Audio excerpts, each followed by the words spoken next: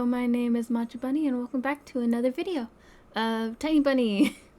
um, yeah, I have no idea how much more this game has to it, but we started it, so I'm gonna finish it. Or I guess story. I guess it's more of a story than a game, but you know what I mean.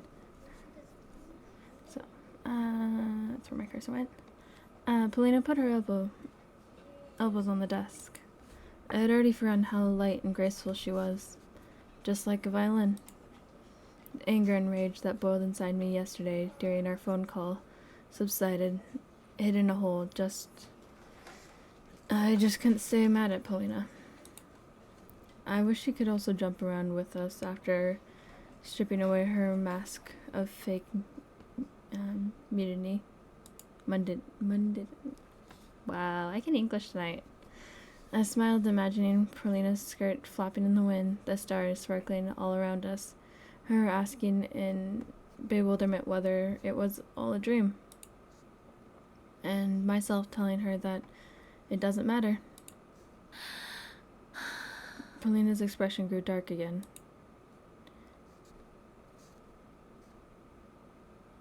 It's also tragic that I find it difficult to empathize with her. I tried so hard, but then I remembered all her nasty deeds, and... Polina shook her head. I'm a monster, aren't I?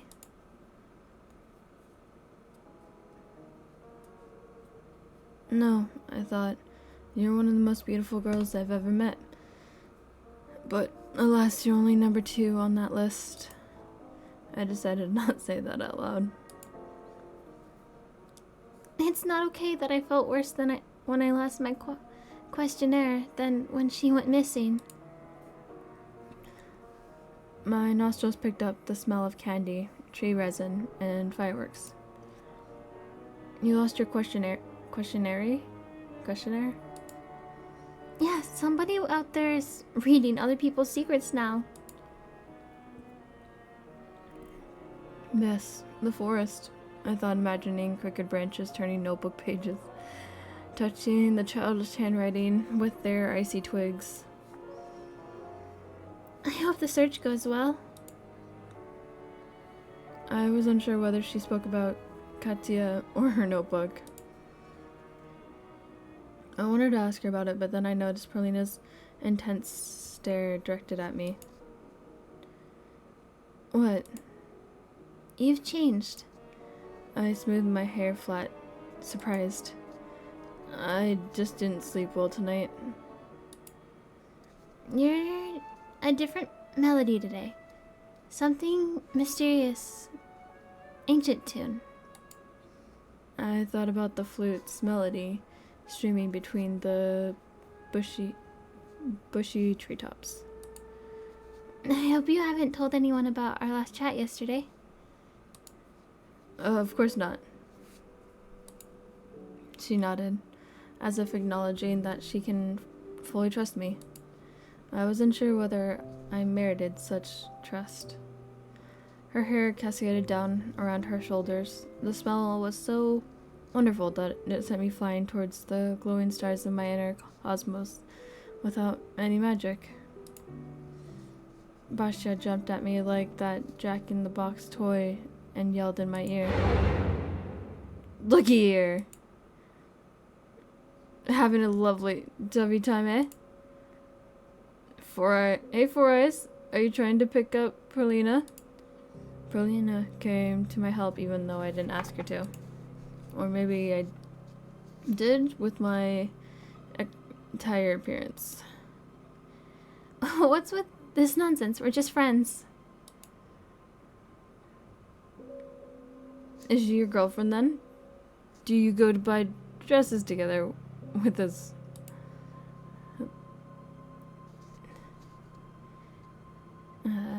He's not a fag. Leave Petra alone. I need to do something, but I just sat there, clutching the end of my desk. Romka gave me a derided snort. A girl saved you, ugly face. I'll let you live for now. My enemies left the classroom. Goffwin? Goofine. I've actually never seen that word before. Brolina showed me a sad smile.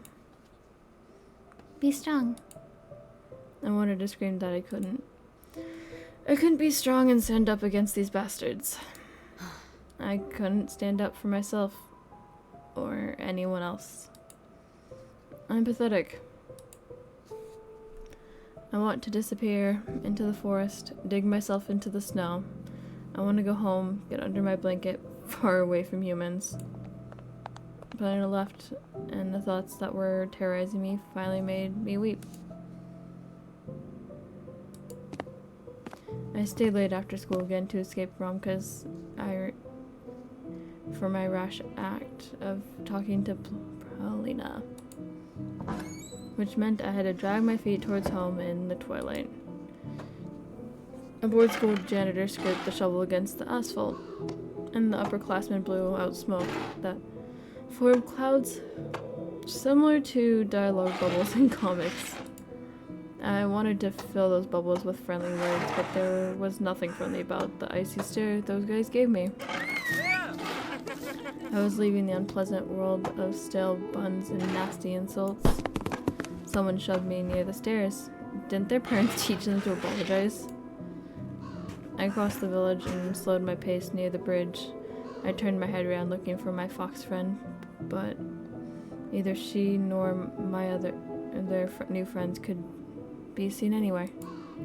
I was met with the silent forest. It felt like a crouching predator pretending to be asleep.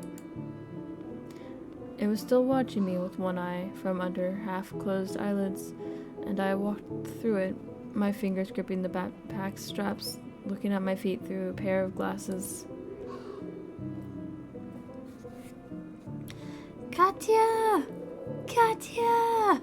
I can't actually yell because I live in an apartment, so that's the closest we're gonna get to yells. Once again, black shadows flashed along the naked trees, shouting the name of a girl who was most likely already dead, over and over. The sunset fizzled over the pine tops like a flame from a gas burner set to a minimum. I walked forward, trying to hide my head and my shoulders, avoiding the sight of the crooked trees. Now was a dark stain on the white snowy blanket. The front door was open and swayed slightly in the wind. It felt like my skin was getting covered in rime. I clenched my fist. Darkness oozed in the hallway, and snowflakes floated inside along with it, landing softly on the rug, like a pack of vultures that sensed their food. I stepped into the doorway with utmost caution. For a moment, I thought I heard someone talking in the kitchen, but it turned out to be a radio broadcast. The previous mentioned cyclone is getting even closer to the region. The official forecast for tomorrow suggests gusts of wind reaching up to 70 kilometers per hour. The EMERCOM of Russia has called on citizens to exercise extreme cautions. The roads are closed off. The cold air streams coming from the Arctic are bringing massive blizzards. I heard voices coming from upstairs, too. The staircase led out a long squeak. I took one step, yet my heart managed to beat 6 or 7 times in the meantime. The door to my parents' bedroom was ajar. Shadowy play unfolded inside a light spot. Black silhouettes were performing a dance of hatred. Mom hissed at Dad, her wrists flying towards the ceiling as he towered over her, his hands crossed on his huge chest. We're all in danger, and this is your fault. Stop lying. You saw him in the village. He found out where we live. It wasn't him. I've read about the thing your buddies are capable of in the newspapers. I ran towards my bedroom. My parents were in the middle of another quarrel where they showered each other with mutual accusations. Dad let out a low beast-like roar. Make them stop. Olia stood in the corner, pressed her little palms against her ears. Her face swollen from crying made my skin freeze. What happened? They're going to divorce. I hugged my sister and held her tight. My tongue refused to listen to my commands to look for excuses. It felt like the screams were coming from every direction, right, left, up, down, splitting my head apart. Swear words ran down on us, so we covered our heads with our hands, like refugees running from a bombing. I want to escape. To your room? No, far away. Lead me to Neverland. You promised. I carefully unplugged Olia's hands from her ears and led her away from the room with our parents, which was vibrating with malice. Your fault! For whom? Your own! And only your own. I would never. In moments like these, I despise them more than they despise each other. I bolted the door to my room and leaned against it. My knees gave way. Look, Olia, I also hate it here. At least you can go to school. I let out a sad laugh. That school is one big nightmare. Everybody hates me. There's only this one girl who isn't making fun of me. She takes pity on me instead, like I'm a beaten dog. You're not a dog, I don't know who I am anymore. But the outside world is clearly no better than our home. Do you know a better place? Let's go there. We'll fight or swim. If only we could do that. I would have sacrificed everything to escape and take you with me. Olia's upper lip trembled. Swear. I put on a bitter smile. On my life. Something hit the window ledge on the outside. Olia shuddered and shifted her gaze towards it. Another bam. Another snowball smacked into the window frame. Were you expecting someone? I didn't reply. Instead, I let go of her wrist. Olia wept in fear. I crossed the room, whence from every shout coming from my parents. I could hear plates getting smashed now. They must have moved their argument to the kitchen. Open. I flung the curtains in the window. Open.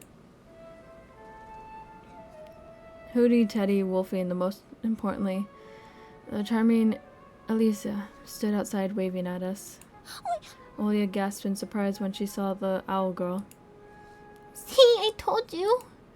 Yeah, I know. I always believed you. Who are they? Our fearful voice also had some curiosity mixed in. Only the most boring children sit at home in weather like this. We still have so many games to play, who? But let's not play all of them. My paws hurt. We'll play a little, then rest. Friends. Come on, come on. Come out to play and dance. My heart started beating faster as soon as I saw Aaliyah. My inner voice particularly screamed, she's here. She's finally here. Do they know the way to Neverland? I entertained that possibility, looking at the animal kids.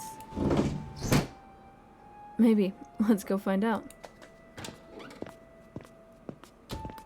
The silhouettes of my forest friends promised to free us from sadness, anger, and nightly horrors.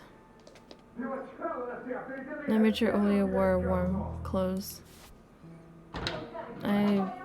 Mom barked at Dad like a wild beast from the show with Nikolai Dorosva. I can't pronounce Russian. Still stands true. We sneaked past the rumbling kitchen into the snowfall outside. Ellie ran up to me and hugged me tight, poking her nose into my neck. You took so long. We almost got old waiting for you shut-ins. She pressed her body into me even harder. Turns out waiting is so tiring. Phew, give me a minute to catch my breath. I was preparing to leave for a long time once. Hoot, hoot. And when I done, I forgot where I was supposed to go. Oli looked at the owl with suspicion. She's still giggling when the bird did a backflip and landed perfectly on her feet without staggering. All the other animals, as if one cue, stopped fooling around and stared at Olia in amazement. Oh, that's the girl who didn't want to become friends. My name's Olia. I was afraid of you before. Were you afraid of her, Hootie? Maybe she has owlphobia. Can you cure that? It doesn't matter as long as she's not afraid of having fun. Or she might get scared to death with us. I was stunned at the realization that my lips were slowly forming a smile. Every time I meet Alia, I feel like I crossed a river, and the sound of flowing water suppressed all of my negative thoughts. Your costumes are so pretty. The fox girl let go of me and squatted beside Olia. My, what a cutie. Why did you hide such a cute creature from us before? I glanced at the house, worried our parents might have seen us and were about to ruin our fun like they always do. They hugged my sister and replied, "Let's go further away from here." Sure thing.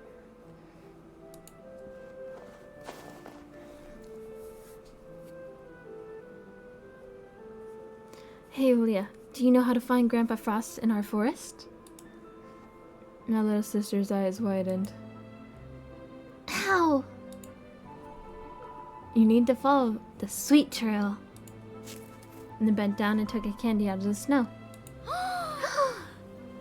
Oli raised her hands in amazement. She gave me an inquiring look. I nodded. My sister munched on the candy. Wait, do we have Grandpa Frost in our forest? Why, who didn't you tell me? I did, this afternoon. But I sleep during the day. Right, I told you while you were sleeping.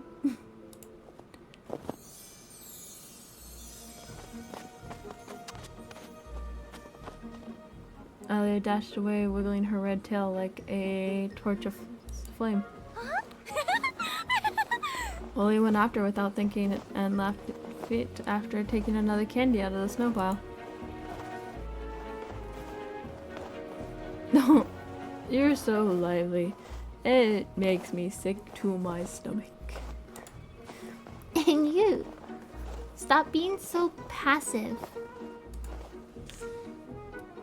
Run with us to Grandpa Frost while there's still presents left. No way. I don't believe foxtails unless 10 pounds of sweets drop on my head right now.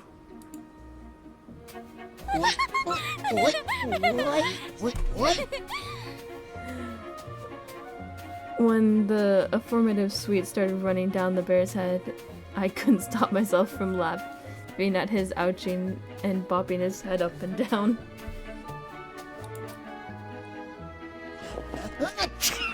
Tasty treats glistened in the snow. Teddy sneezed and pulled a little bear in the north candy out of his ear. I'll take an hour-long nap, then count all these chocolates. I expect there are no more than 3 pounds here. Alia shouted at us from the other side of the forest. Maybe in another life.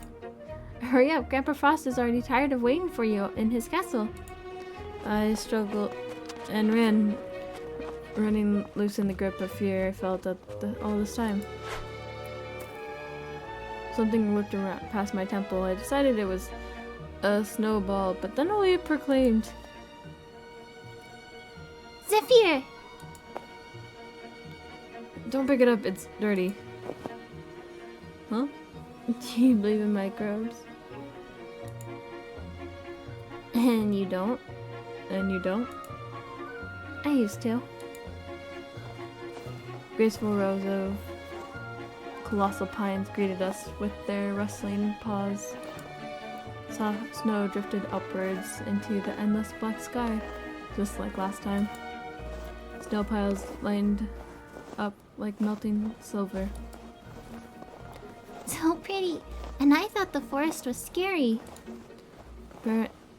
Parents told us stories of the forest elves and snow, but we weren't one bit worried playing with her when moon grows. I did my best to keep track of Olia's movements, but it was difficult to track. My sister would jump inside bushes, picking up more candy, only to then go back to the trail laughing. Hootie flew over our heads, landing on a branch, and started hooting and shaking her head. Wolfie dug into the snow with his face, dragging out a pile of bubblegum, and swallowed it without taking off the wrapping. Your tummy will hurt. The wolf got scared and spat out the gumball. Lies, lies, lies, nasty flies. Tummy aches don't exist. All that nonsense only happens to grown-ups. Alia stopped in her tracks and moved a canopy of intertwined branches to the side in a pompous manner, like you would open the curtains in a theater. Beside the obscure lay a clearing. There stood an ice castle glistening with silver. Is this real? Should I pinch you? There's no need to pinch her. We stared at the sparkling miracle. Its towers and walls were made out of snow and icy marble. I heard a calming sound of ringing bells. There was also a smell of chocolate and burnt sugar in the air. Welcome to our humble abode. Come in. She didn't have to invite us twice. We entered the castle, spitting around and squinting from the blinding sparkles. Grandpa Frost sat atop a shiny throne.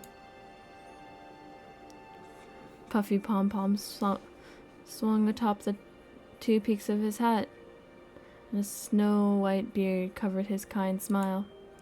He looked just like the image I imagined it back in the day when I still believed in Mom's fairy tales. Tall, strong, hairy, radiating frost and warmth at the same time. His low voice, slow, syrupy, enveloped me like the smoke of a festival bonfire. Anton, Olia, you probably got tired while getting here, my dear children. No, Grandpa. We got here really fast. My sister spoke with the castle's master like she never spoke with adults, in a lively, carefree manner, as if they were the same age. Of course, I know all about it. I have lots of friends, and they tell me everything. If you're diligent all year, I'll bring you gifts, my dear. If you're lazy and upset, please forgive this old man. Candy won't encounter lazy bones and drowners. I'm not lazy. This too, I know. He gave us a long, evaluating look. His real face was hidden under the Grandpa Frost mask. I was just standing there, unblinking, my gaze glued to the old man. I could accept children living in the forest and fantastically jumping towards the moon, but seeing Grandpa Frost in his frozen castle left me completely speechless. I have something special for you two. A sack appeared in his giant hand. My nostrils got attacked with the aroma of chocolate, halva, and tangerines. Thank you, but we've already eaten some candy. Grandpa Frost pierced me with his eyes. Oh, you call that candy? That was nothing. My candy is special, straight from Neverland. Oh. From Neverland? I'll give them to you right away. You clearly deserve them. But rules are rules. You need to solve 3 of Grandpa's riddles. Want to try? I tried splitting my pierced lips apart, but Olio was the first to reply. Yeah. Here comes the first one. It's a home for cars and all sorts of tires.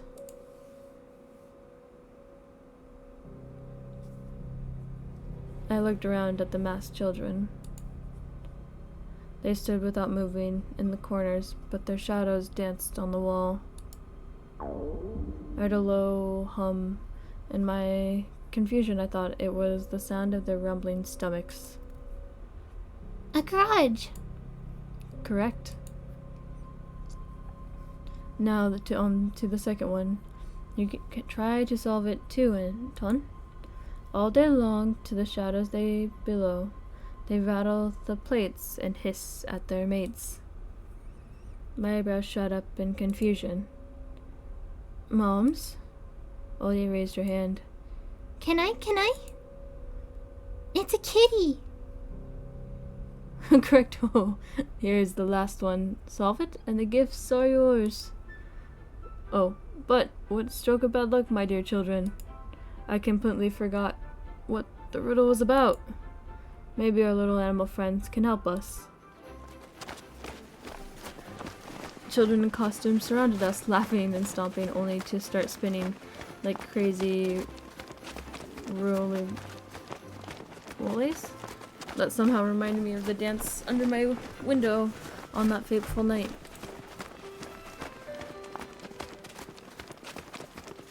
Grandpa Frost sits on his throne. The kids, he smiles back. Please don't make them wait too long.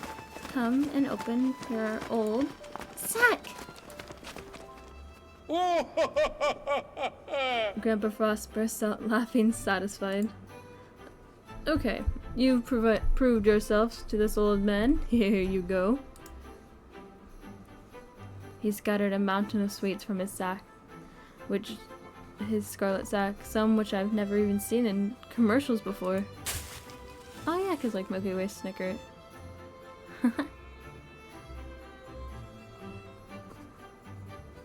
Huh.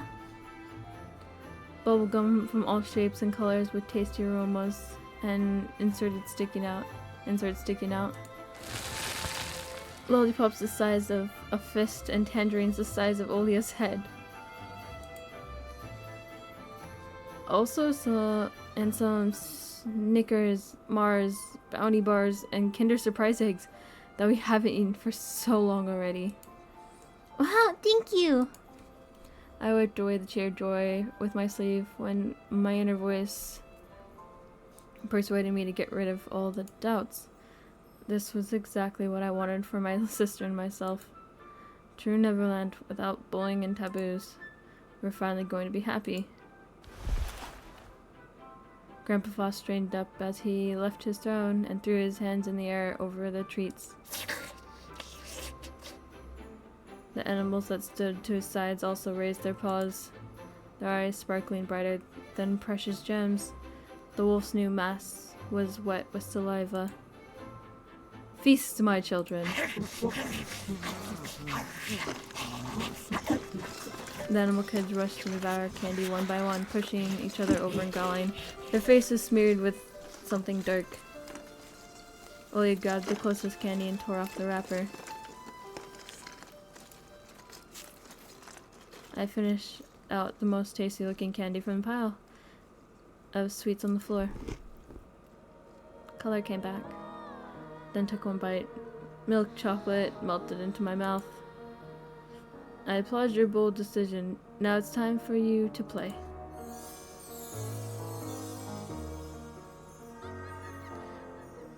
I will grant your deepest wishes. Let me lighten up your day. And look! My sister's face was smeared with chocolate and I was about to reprimand her, but words got stuck in my throat.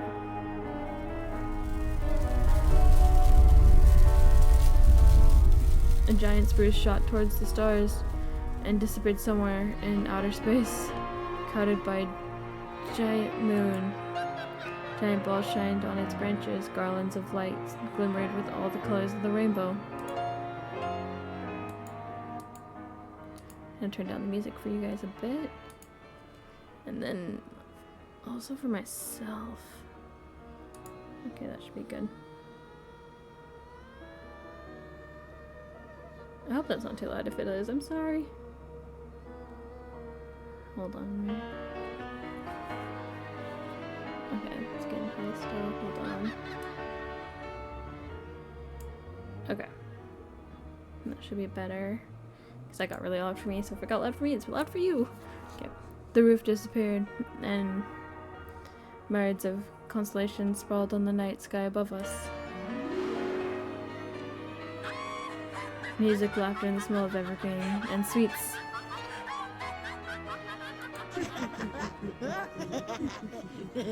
And Teddy, Wolfie, and Hoodie danced beside us. And the snowflakes floated backwards.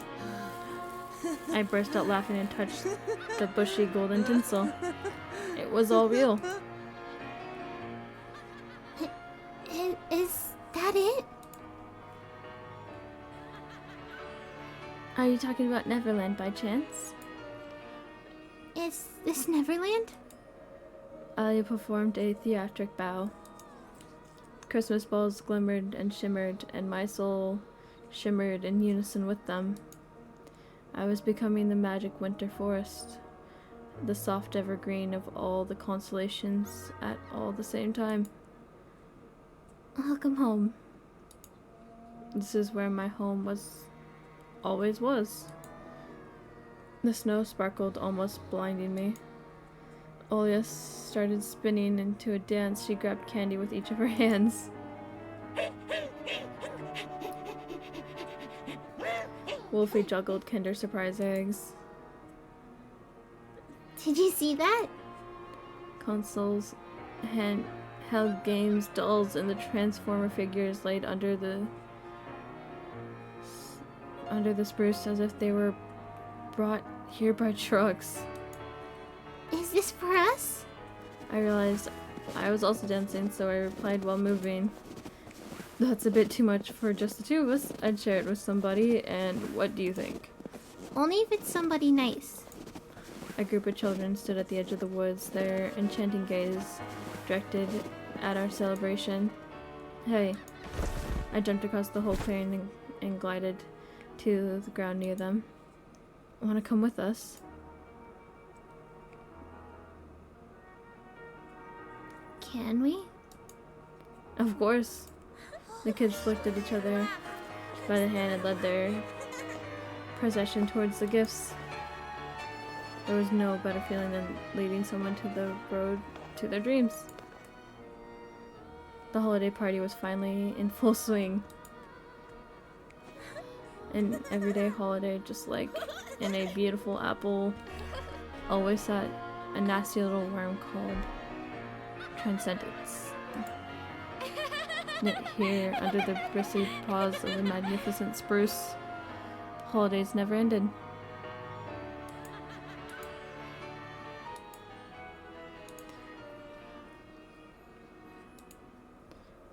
Are you happy, Tosha? I am. Up in the sky, metallic fireworks went off, illuminating the dance figures. My eyes wetted, my muscles sprang up. I tilted my head backwards to look at the moon and screamed at the top of my lungs from the overflowing emotion. Are you happy, Bunny? I jumped towards the stars and did a flip. All Netherland could see my scream. I'm happy.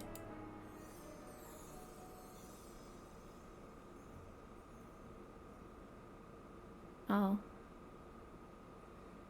And coming back to the normalness of this lovely bedroom. I'm gonna save really fast before I forget. So, if you guys liked this episode of Tiny Bunny, please remember to like, subscribe, and leave a comment if you want. I will see you guys in the next video. Bye bye!